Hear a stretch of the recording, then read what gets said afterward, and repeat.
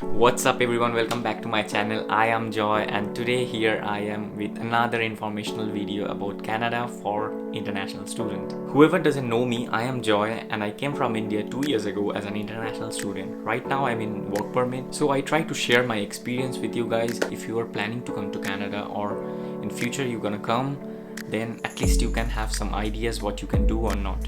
So in this video, I'll talk about the living expenses in Canada as an international student. I will cover up every details in this video, that how much is the expenses, and at the end of the video, I'll tell how you can save the money.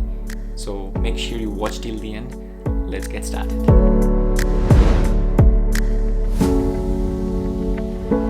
So I break down into 4 different parts of expenses you will face if you just came to Canada. 4 expenses you're gonna face over here. The first one is your rent, and the second expenses will be your phone expenses, and third is your food, and the fourth one will be your general expenses like for transportation or if you're going out, those expenses. So let's talk about the rent first. So the main expenses is the rent.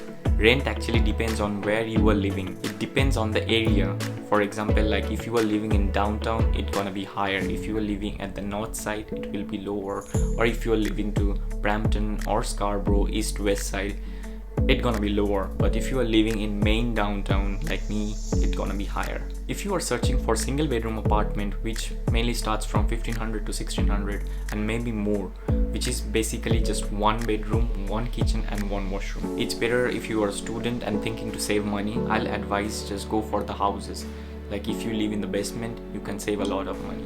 Like maybe if you rent a room in a basement, then there will be other roommates too. So basically kitchen and the washroom are be shared, and this kind of room rents start from $600 to $1,000, depends what floor you are living and what is your area of the house.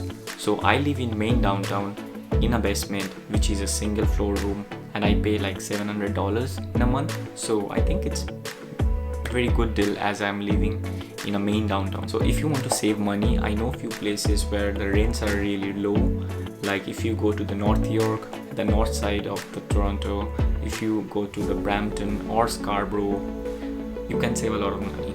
Like over here, if I'm paying $700, like this house, like this room you can get in $500. So you can save a lot of money if you are moving to Scarborough or Brampton or to North York, this kind. And you can search these houses from apps like Kijiji or from Facebook Marketplace. I think Facebook Marketplace is one of the best place you can search for rent. So I got this house from Facebook Marketplace. So I think it's a very good place to search for rents. So I'm holding your first expenses, that is rent, will be minimum $700 if you are living in downtown. If you are living in another, then you can save a lot of money. But in my list, rent will be $700. So the second expense comes your phone bill. Now if you are coming new to Canada, then most of the students take phone with their phone plans. So the expenses increases. So the normal bill starts from $30 to $50. If you take a phone, it can increase to $100 to $150. My advice, if you are new to Canada and want to save money as a student, don't go for the phone. Or if you still want to get one, then make sure your phone plan doesn't crosses $100. So for the phone bill, in my list, it will be $100. So the third expenses comes your food expenses. Here, if you are living with a roommate or friends, you can save a lot of money. Or if you are living alone also, maximum grocery expenses can go to $200, $150 to $200 monthly. And if you are living with a friend, then it gets divided. So like that way you can save the money. And if you are too much foodie like me who likes to eat fast food a lot, then you're gonna waste money a lot. The best way to save is to cook at home, or if you really want to order food from outside or eat outside, make sure to make a budget like $100 for a month so you can save it. So for the food expenses, I'll hold $300, for grocery $200, and if you were eating outside or ordering food from outside, then $100. That means $300 for the food. So the last expense comes the general expenses. So in the general expenses, your transport expense comes. If you're living to Toronto and you have to travel every day for work, then it's best to get a pass which starts from $100 to $150 monthly.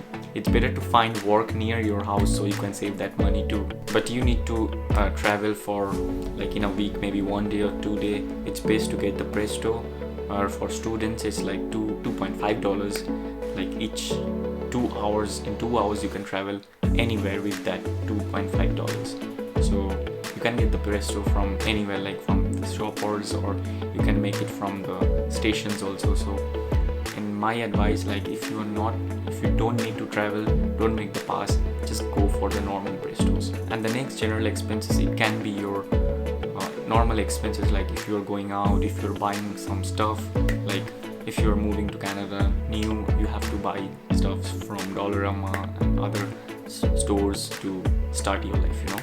So it can be like $100 each month. So I am holding for general expenses 100 for your transportation fees and 100 for your normal expenses, like whatever you are buying. So I'm holding $200 for general expenses. So with all your expenses, it becomes $1,300 monthly. So your rent is $700, your phone bill is $100, your food is $300, and for general expenses is $200. So all total you are spending $1,300 monthly. So now how you can save your money? You can save your money if you are living with a partner, or if you're living with a friend, then your everything gonna be divided. Like if you are spending $700 for rent, if you're living in same room, two of you, then it will be divided. Like your food will be also be divided, not your phone bill or your general expenses, but your rent and food you can save. And here comes the income. Before, normally student used to work for 20 hours and make up to like $1,500 to $1,600 in a month. But now rules has changed. Student can work 40 hours, so you can make up to $3,000 in a month or more. Like if you want to know how you can make more money, like $4,000, I made a video before. Just click on the link, I'll put in the cards. You can click on the link and see, or I'll put in the description. Just go and see how you can make more money as an international student. So now you can save at least $1,500 monthly. And if you are an international student, I know you have to pay your tuition fees. So make sure you try to save as much money as you can and pay the tuition fees. Like most of the student I see, they save the GIC, and it's a good idea. Like you can save the GIC, but except the GIC also, whatever you are earning from there, also try to save money. So in future you don't have to struggle like other student is struggling. Like they spend a lot and then they struggle a lot. So make sure you try to save money in these expenses. If you like this video and you think that it's gonna help you in future if you're planning to come to Canada, then make sure you subscribe to my channel for more upcoming videos about Canada. See you in the next video. Peace.